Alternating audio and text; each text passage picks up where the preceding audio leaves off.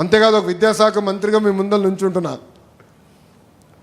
Leap learning excellence in Andhra Pradesh అని ఒక కార్యక్రమం చేపడుతున్నాం. దాంట్లో భాగంగా మొదటి స్కూల్, వరల్డ్ క్లాస్ తరహా స్కూల్ మంగళగిరి నియోజకవర్గంలోనే నేను అభివృద్ధి చేయబోతున్నానని మీకు తెలుపుతున్నా.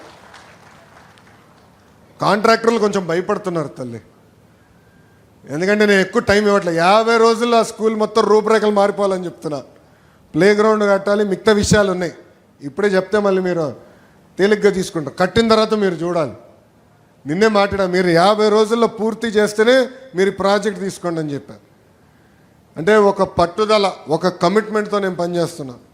చాలామంది అడిగారు ఏంటన్నా మంగళగిరి నుంచి బయటికి రావాలి, ఎప్పుడు మంగళగిరి అయినా అంటే ఇచ్చిన హామీ నిలబెట్టుకున్నాక ఉన్నాను. ఆ కార్యక్రమాలన్నీ పూర్తి చేస్తా, తర్వాత నేను రాష్ట్రం అంతా వస్తానని వాళ్ళు చెప్తాం జరిగింది తల్లి. అది నాకున్న చిత్తశుద్ధి తల్లి. మంగళగిరి ప్రజలందరినీ ఒకటే చెప్పదలుచుకున్నా, మీ సొంతం నన్ను చేసుకున్నారు.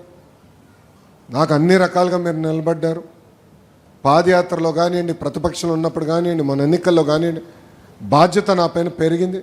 వేదిక పైన ఉన్న నాయకులందరం ఒక పట్టుదలతో, ఒక క్రమశిక్షణతోనో, అవినీతి రహిత పాలన మంగళగిరిలోనే కాదు రాష్ట్రంలో అందించాలి లక్ష్యంతో మేము పనిచేస్తున్నాం.